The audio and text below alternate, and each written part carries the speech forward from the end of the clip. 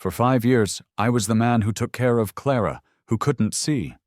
Then, just 2 years after her sight returned, she asked me for a divorce.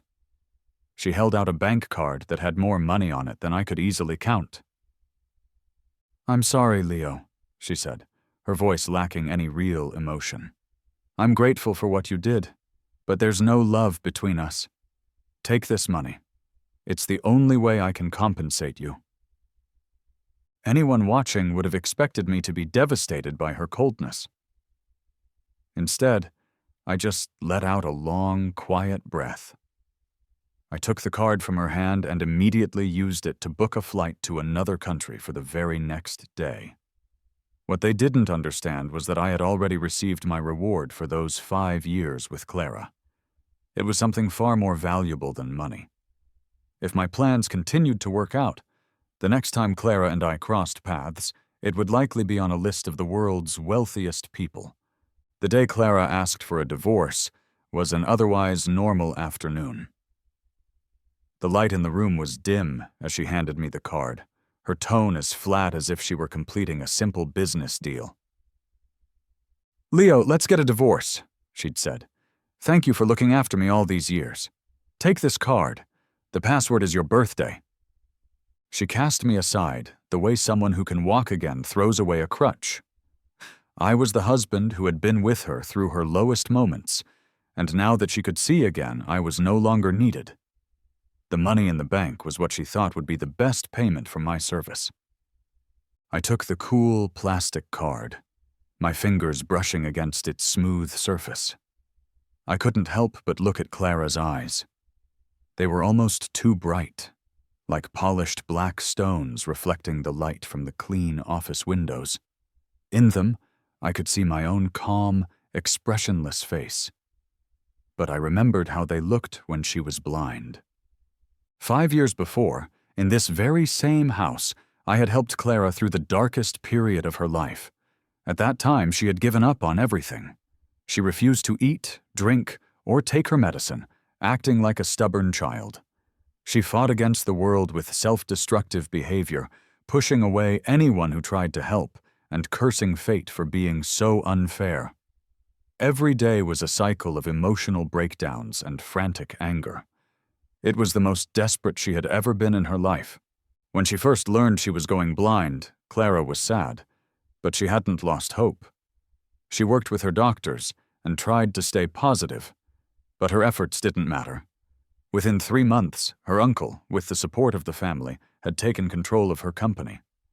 She had been the most promising grandchild, the clear successor to the family business, but it took only 3 months to go from being a rising star to being cast aside.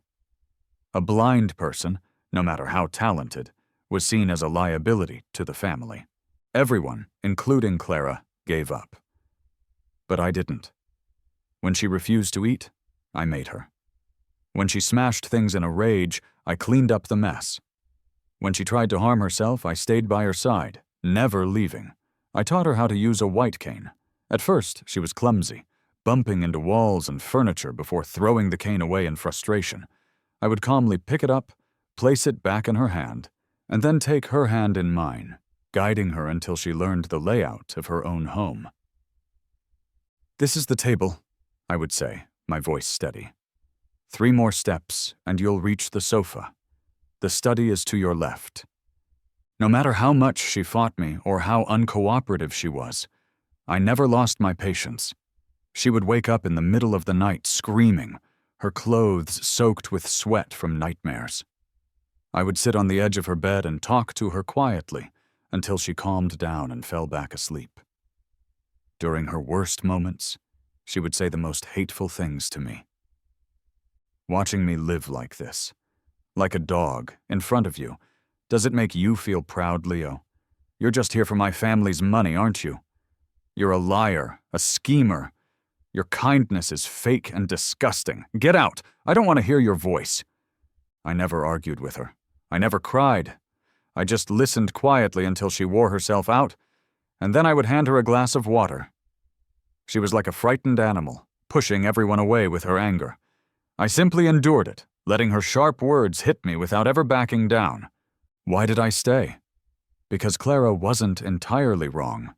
She was right. My reasons for being there weren't completely pure. Living with a blind, unpredictable woman was difficult, but it was far better than the life I had lived with the Harrison family. My mother was once a celebrated figure from a prominent family. She was beautiful and talented, with many wealthy men wanting to marry her. But she fell in love with my father, a man with nothing but a handsome face and a lot of ambition. She ignored her parents' warnings and married him, cutting ties with her own family. With my mother's support and resources, my father slowly built his career. Then, on my 10th birthday, instead of a cake, he brought home another woman and her son. The boy, Mark, was 2 years younger than me.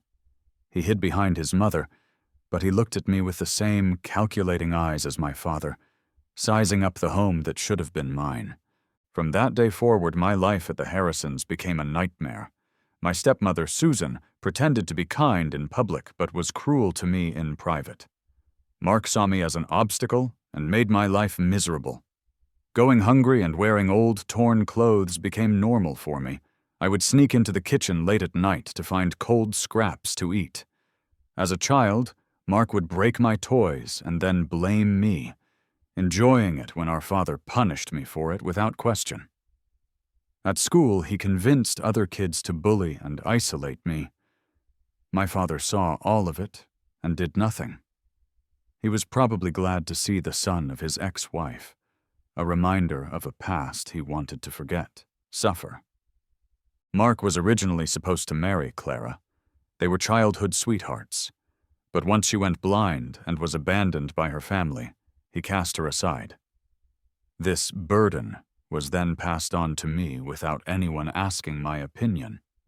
I was sent to Clara's family to make up for Mark's broken promise. I accepted it. In the house I was supposed to call home, I lived like an outcast. At Clara's house, her family mostly ignored me, but at least no one actively tried to harm me.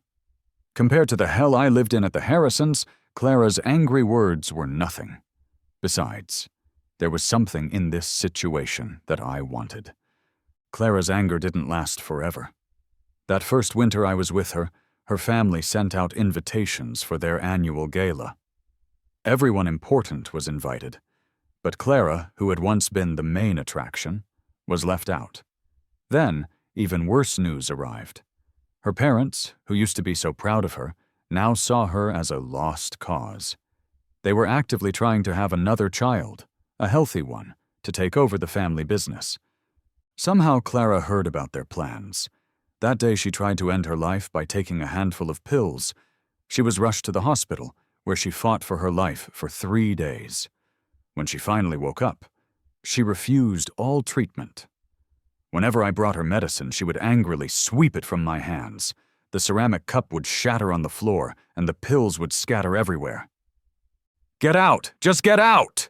she would scream, waving her arms wildly until she lost her balance and fell to the floor in a heap. I stood there for a moment, watching her. I didn't rush to help her up. Instead, I crouched down and began to pick up the broken pieces. My silence seemed to make her even angrier. She lifted her head, her voice raw and full of hate. "You knew about this all along, didn't you? Watching my own parents throw me away like trash. Did it make you laugh? Did you think I deserved it? Speak, Leo! You're so good at pretending to be patient. Why are you quiet now? Or have you just given up on acting for me?" I stopped cleaning and looked up, meeting her unfocused but pain-filled eyes.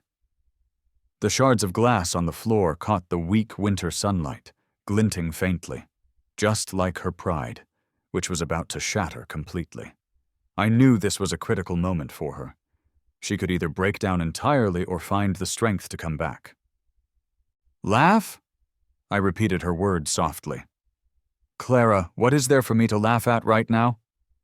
She froze, clearly not expecting me to be so direct. Her lips moved, but no sound came out. "I was just disappointed," I continued, "lying there, abandoned by everyone, feeling sorry for yourself.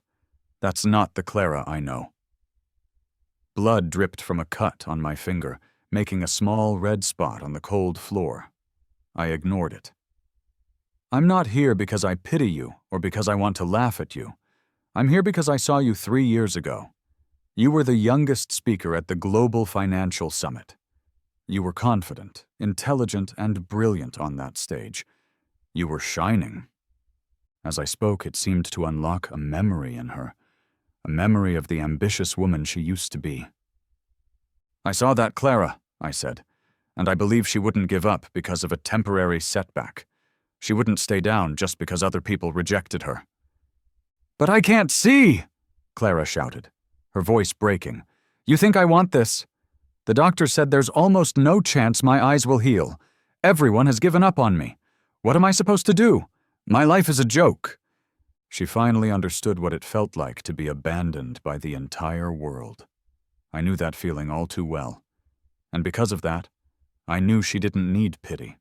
She needed a reason to hope. They don't want you, fine, I said firmly. But I do. I want the Clara who doesn't give up, the one who proves all the doubters wrong.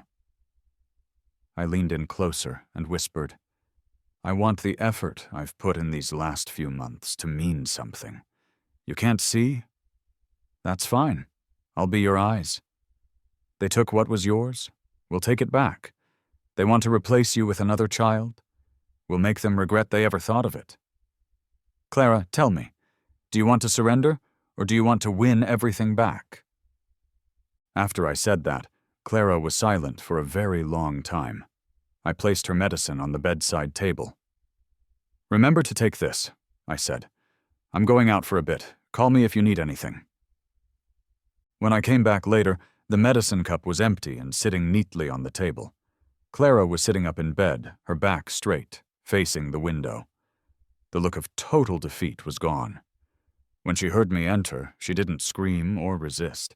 Instead, she spoke in a soft, hoarse voice. Leo, I'm here. Do you still mean what you said? Every single word, I replied, walking over to her.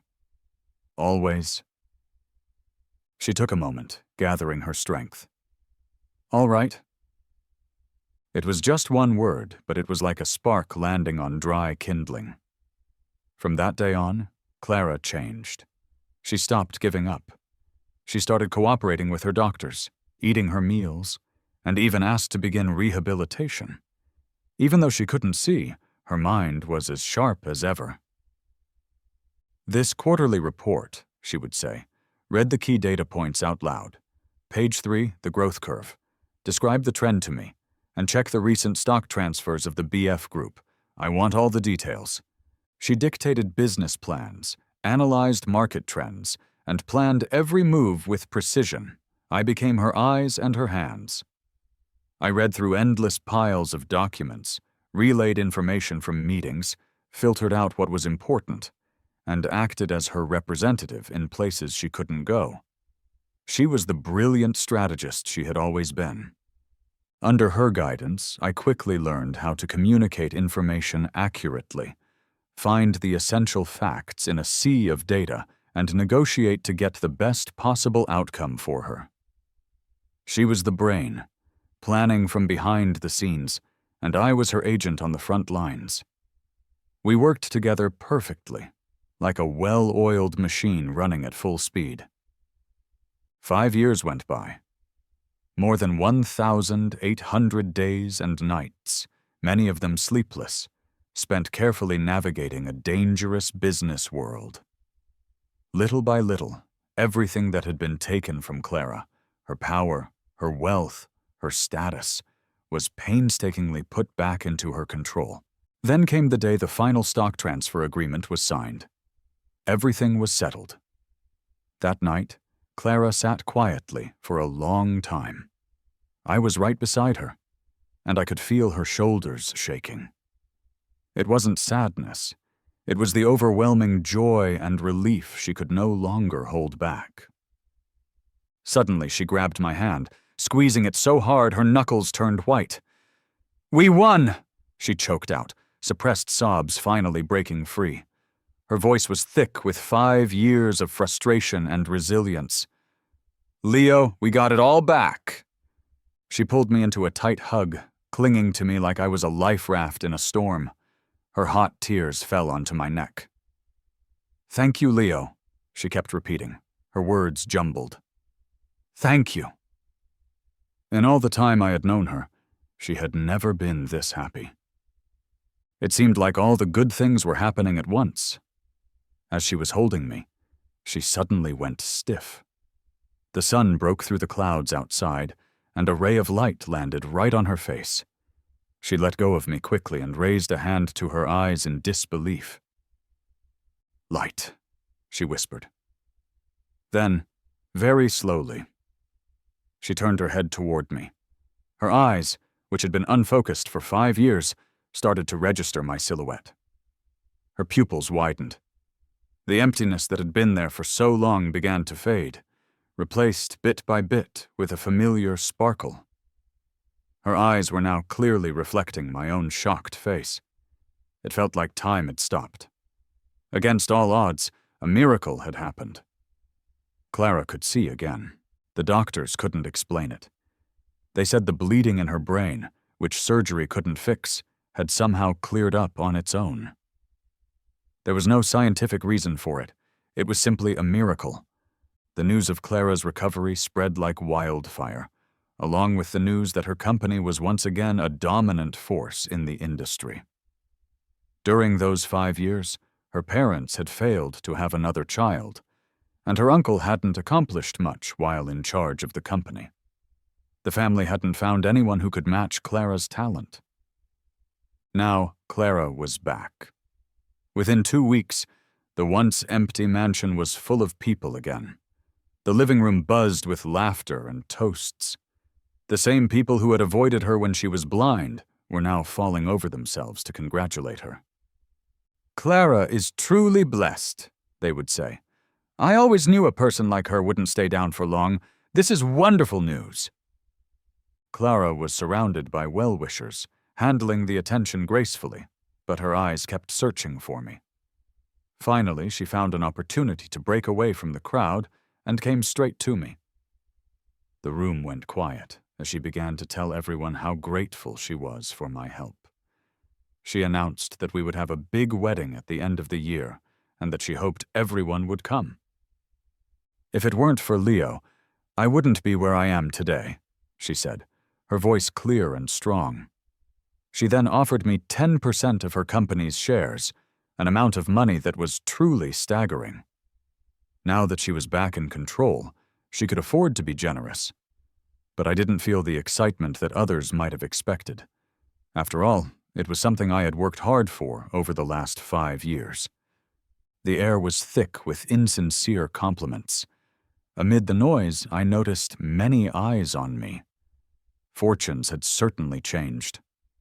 The Harrison family was now under investigation for some questionable business practices, and their influence was fading. Mark had been forced to marry a wealthy widow to help save the family from financial ruin. The blind woman he had once scorned had regained both her sight and her power.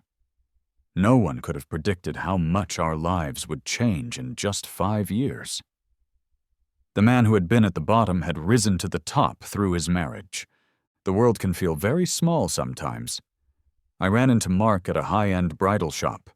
Next to him was a woman who looked old enough to be his mother. That had to be the rich widow his father, Robert, had insisted he marry. She was fussing over him, which made it seem like she was genuinely in love. Otherwise, it was hard to imagine why she would go to such expense for her second wedding.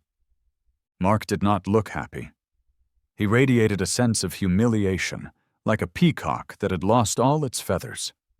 Even the expensive suit he was wearing couldn't hide his misery. Seeing him like that, I found it a little amusing.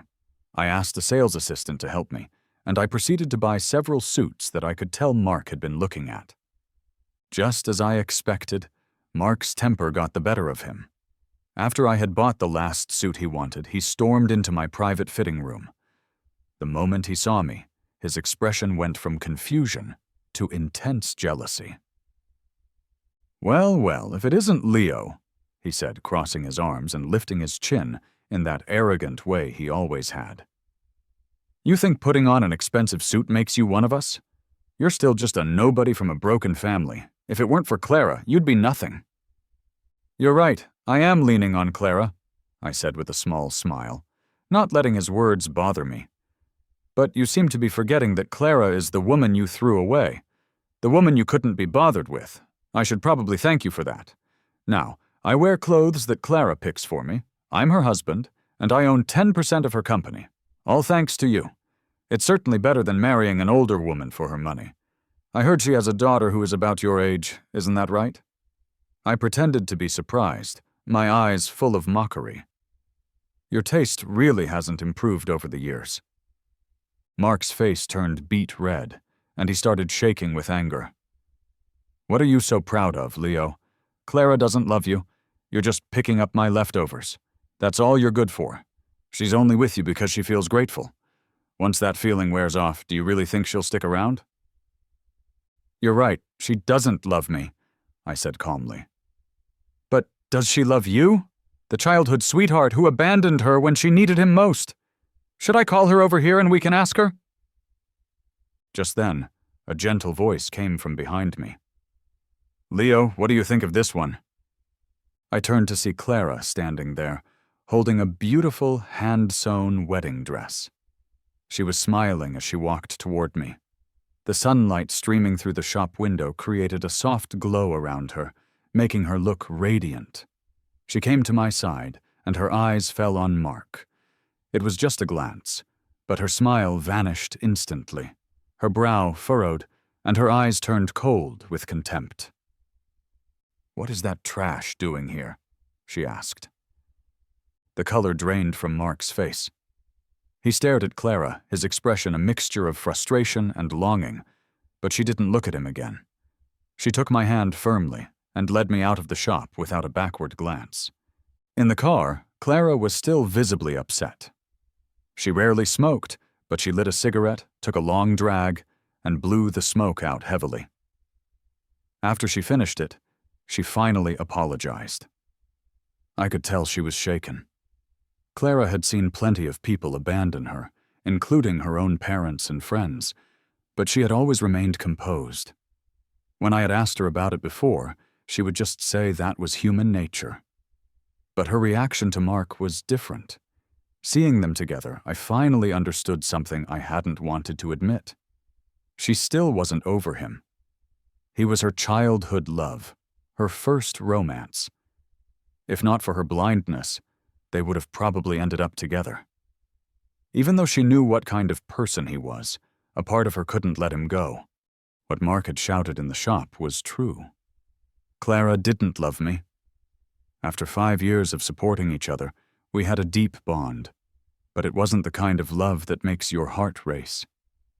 You can come to feel like family with someone you love, but it's very hard for a sense of family to turn into romantic love. I took a deep breath. Was love really that important? Especially since it was something I had never really experienced. She couldn't let go of Mark, but I knew her pride would never let her go back to him.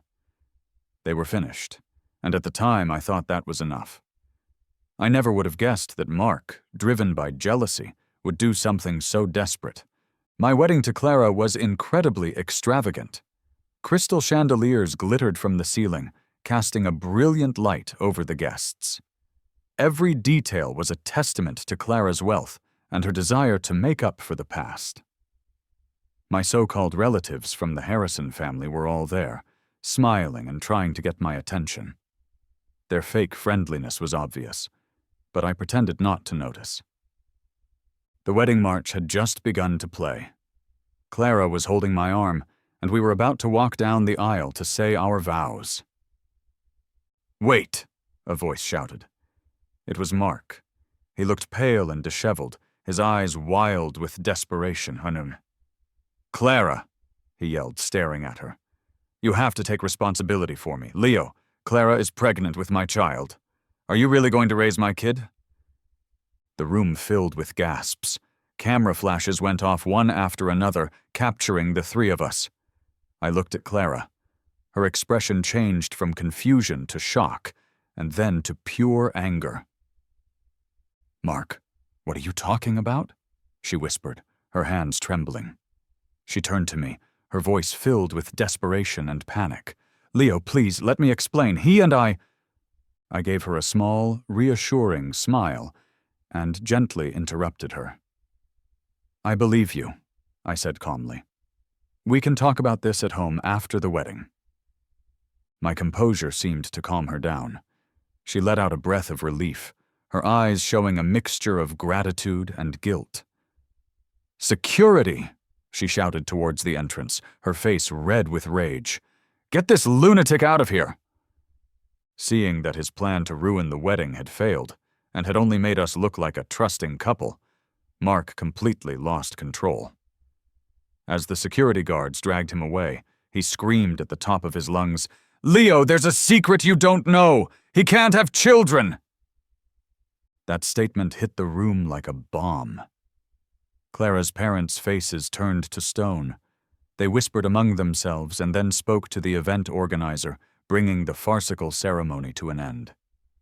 It was dark by the time Clara returned. She looked at me, wanting to say something but not knowing how. I stood by the window, looking out at the city lights, and decided to break the silence. "In middle school, Mark and a group of his friends used to bully me." Clara flinched. "Back then," I continued, "he was the childhood friend you adored, and I was just the unimportant Harrison kid nobody cared about. They cornered me in an old equipment room and beat me up pretty badly." I told the story calmly, as if it had happened to someone else. Clara listened, her gaze fixed on me as I finished. "So, you've heard my side. Now it's your turn." Her story was a predictable one, about a drunken mistake. How much of it was planned, only she knew. After a long silence, she apologized. "Leo, don't worry. I'll make Mark pay for what he's done. A person like him doesn't deserve any sympathy." I looked at her and asked calmly, "What about us? Is there any future for this wedding that never finished?" I already knew the answer. Her family valued bloodlines above all else, but they were also ruthless enough to cast out their own if they were no longer useful. I knew my place as an outsider. I gently put a finger to her lips. "You don't have to say anything." She sighed. "Leo, why didn't you tell me sooner?" I leaned back and gave a small chuckle. What would have changed? This marriage was never really meant for me. Telling you wouldn't have changed anything. Would you have thrown away the inheritance you fought so hard to win back, just for me? Silence filled the room, broken only by the ticking of a clock. After a while, she sighed again and said, "I'm sorry." She didn't love me, so it was easy for her to let go. 3 months later, Clara came to me with divorce papers and the bank card. The sunlight coming through the blinds made her face look pale. As she looked at me, I thought I saw a flicker of sadness in her eyes, something that could almost be mistaken for regret. But I knew her better than that. "Sign it," she said, her voice calm but final. Without hesitating, I picked up the pen and signed my name.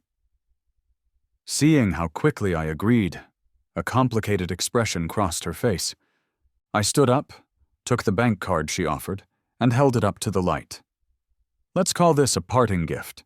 We can at least end things on good terms." I suppose I should have been angry or sad. I had spent 5 years of my life by her side. As she herself had said, she wouldn't be who she was without me. And yet she was still letting me go. I guess I should be glad that I was thinking clearly. I never expected love from Clara. If I had, I might have become a hysterical mess. "I hate that kind of emotional display, Leo," she suddenly said, her voice rising with an edge of frustration. "Aren't you sad? Didn't all those years we spent together mean anything to you? Do you not love me at all?" "Love you?" I raised an eyebrow and walked toward her. "If I said I loved you, would you change your mind about the divorce?" Does my sadness change the fact that you're leaving?" Her throat moved as she struggled for words. "In the future, if you need anything, you can always call me." "There's no need for that," I said with a smirk. "From now on, we're just strangers who happen to know each other very well. Take care of yourself." The air between us felt heavy. Her hand, which she had started to extend, fell back to her side. She clutched the divorce papers tightly, as if trying to hold on to some last bit of warmth. When the door closed behind me, our story, which had never truly begun, was over. Amid all the gossip and speculation, I bought a plane ticket and left the country. I wasn't leaving to mend a broken heart, but to focus on my career. When I arrived at my destination and sat down in a luxurious office building, the man I was meeting was already waiting for me. "Leo," said Mr. Davies, raising a glass of champagne. "Your development plan and the achievements of Apex innovations in the AI field are truly remarkable." I smiled and raised my own glass. "You're too kind, Mr. Davies. It's just some foundational work to stay competitive." Apex Innovations, the company I had spent years building, focused on advanced artificial intelligence. Before I even married Clara, it had already made significant technological progress and was on its way to becoming an industry leader. My marriage to Clara gave the company access to funding and connections, allowing it to grow much faster. Now, with solid technology and a stable business model, we were preparing to go public. This trip was to finalize a partnership for our international expansion. Mr. Davies was serious about the collaboration and offered very good terms. "Apex's technology and market position are impeccable," he said, setting down his glass. He leaned forward with a curious look. "Leo, forgive me for asking, but does Clara know that you've built such an impressive business empire? Any woman would be proud to have a partner as outstanding as you." He clearly assumed Clara and I were still happily married. For the past few years, being known as her fiancé had been a useful tool, protecting me from trouble and opening doors for my company. I swirled the wine in my glass and didn't answer right away. Realizing he might have touched on a sensitive topic, he quickly changed the subject. "Of course, that's a private matter. Let's discuss the details of our market promotion strategy." I met his gaze and smiled faintly. "Mr. Davies, Clara and I are divorced." A brief look of surprise flashed across his face before he regained his professional composure. "I apologize. I didn't know. However, that doesn't change our partnership. My confidence in you and Apex Innovations is as strong as ever." "I understand," I nodded. "As for your earlier question," I paused, looking out at the city skyline. "Why would I tell Clara? Apex is my creation. It's the foundation I built for myself while I was waiting. It has nothing to do with Clara or her family. She doesn't need to know." I spoke quietly. My career has always been my own. Mr. Davies looked at me with a new level of understanding and respect in his eyes. "I see, Leo," he said, raising his glass again. "To you, to Apex, and to the brilliant collaboration we are about to begin." "Cheers," I replied.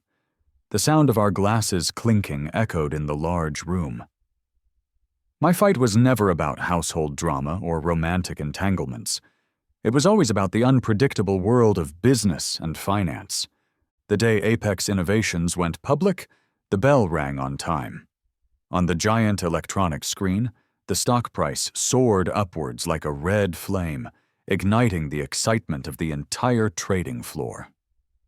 I stood in the middle of the crowd in a simple but well-tailored black suit.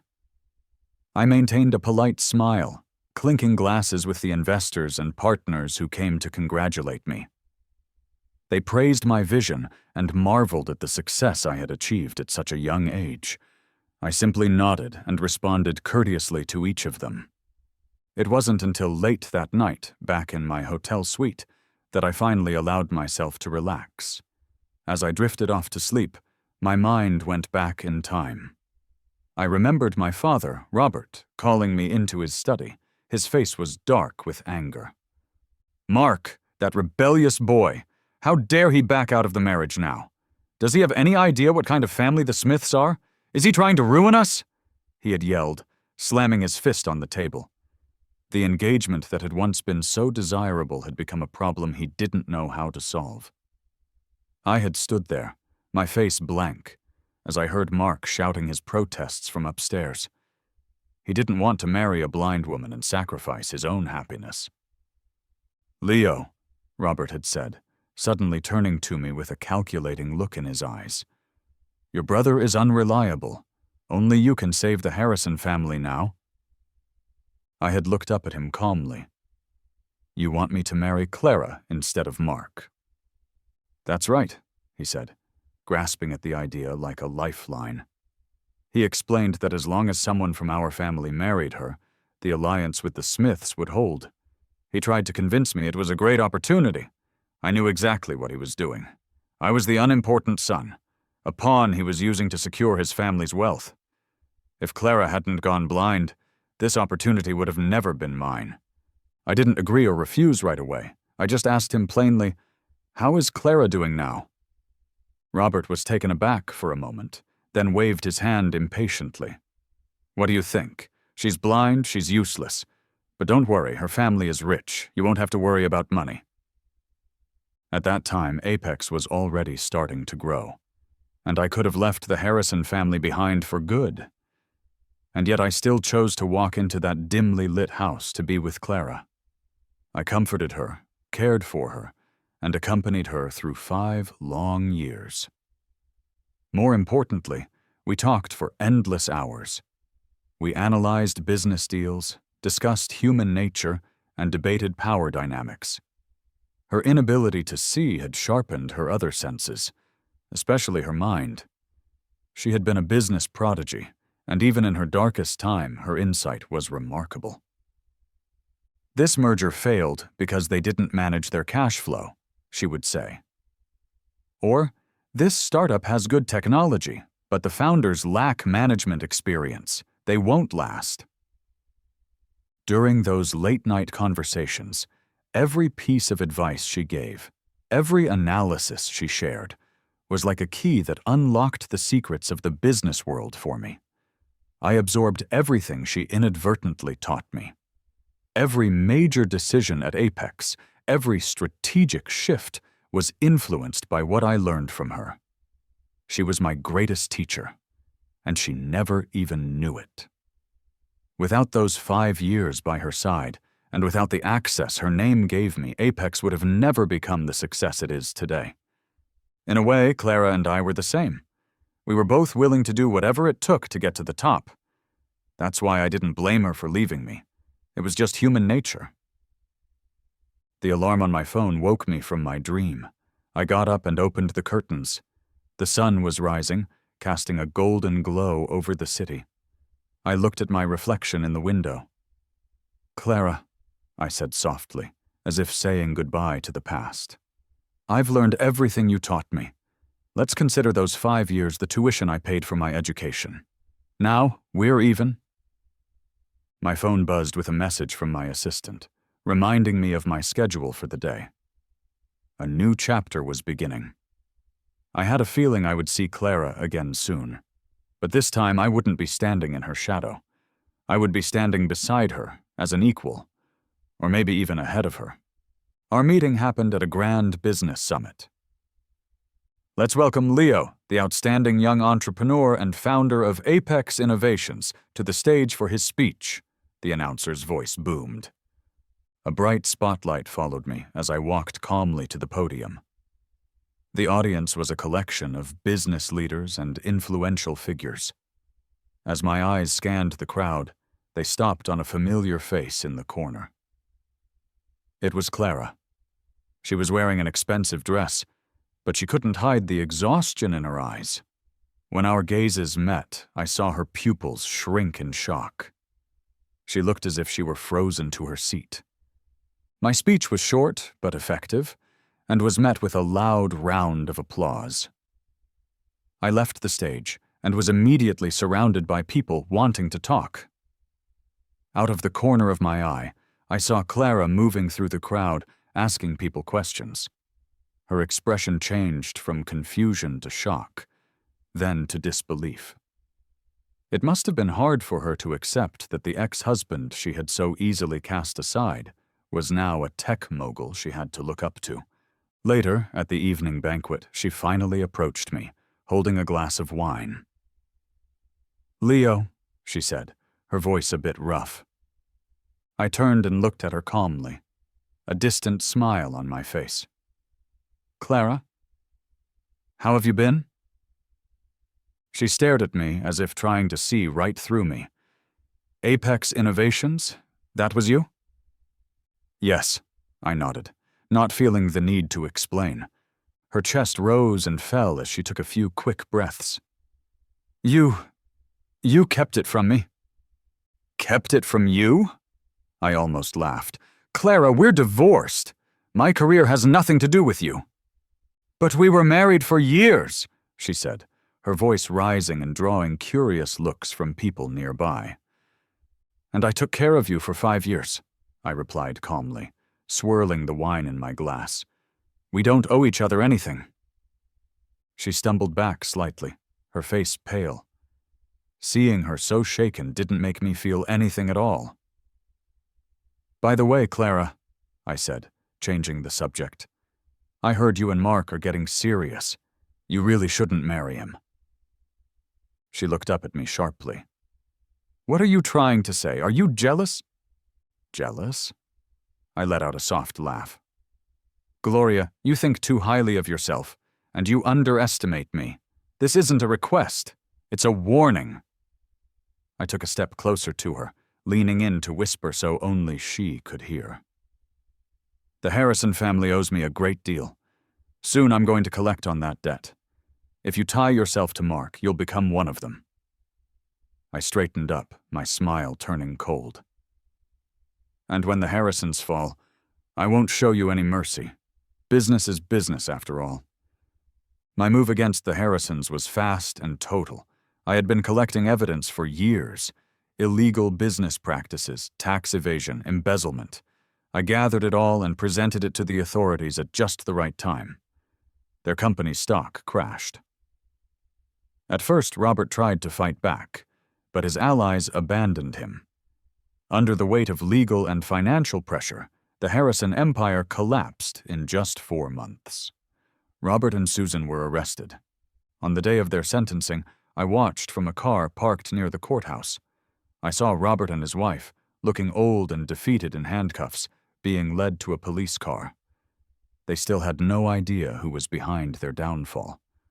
A few days later, I arranged to visit Robert in prison. He was wearing a standard prison uniform, and his hair was mostly gray. "I'm here to tell you something," I said before he could speak. "Don't you want to know who put you here?" His eyes widened as he stared at me. "It was me," I said clearly. The realization dawned on him, and all the color drained from his face. You ungrateful monster," he stammered. "I'm your father." "Father?" I snorted. "You stopped being my father the day you stood by and let Susan drive my mother to her death. You're just a selfish man who destroyed his own family." He slammed his hand on the table, speechless with rage. "Everything that's happened to you," I continued calmly, "is a result of your own actions. You had your years of success. Now you get to taste what it's like to lose everything. You deserve it." He slumped in his chair, defeated. After a moment, he looked up. "What about Mark? What did you do to him?" "Mark?" I said, drawing out the name. "The brother who bullied me my entire life? The one who made sure I could never have children? Don't worry, he's fine. I just made sure he finally faced justice for a girl he drove to suicide back in college. You paid a lot of money to cover that up, didn't you? By the way," I leaned closer to the glass, "he's in the cell right next to yours. The whole family is together again." Robert collapsed back into his chair, gasping for air. I stood up and gave him one last look. Enjoy the rest of your life in prison, Robert." Then I turned and walked away. When I stepped out of the prison, it had started to snow. The cold flakes melted in my hair and on my shoulders. After a lifetime of planning, it was finally over. The Harrisons were ruined, and my revenge was complete. I felt like an actor standing on an empty stage after the play has ended.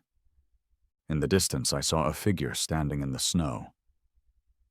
It was Clara. She wasn't holding an umbrella, and the snow was collecting on her dark hair and coat. She just stood there silently, watching me. I walked toward her, the snow crunching under my feet. "What are you doing here?" I asked. She looked thinner, and there was a permanent weariness in her eyes. Being as smart as she was, she had probably figured everything out by now. Her voice was hoarse. "I want to ask you something, Leo," she said, looking straight at me. "When you came into my life all those years ago, was any of it real? Was there ever anything genuine between us?" I opened my mouth to answer. I wanted to tell her that I would have succeeded even without her, that our time together was just one possible path, a shortcut, but not a necessity. I wanted to ask her if she ever felt anything real when she left me. But as I formed the words, they faded away. Those 5 years. I looked at her, and at a past that was already becoming blurry. Did I gain more than I lost? I didn't know the answer anymore. The snow was falling harder now, blurring the world around us. My phone buzzed with a text message. "I'm ready now. Same old place." I chuckled softly and didn't answer Clara's question. Some answers didn't matter anymore. My life had moved on, and she was no longer a part of it.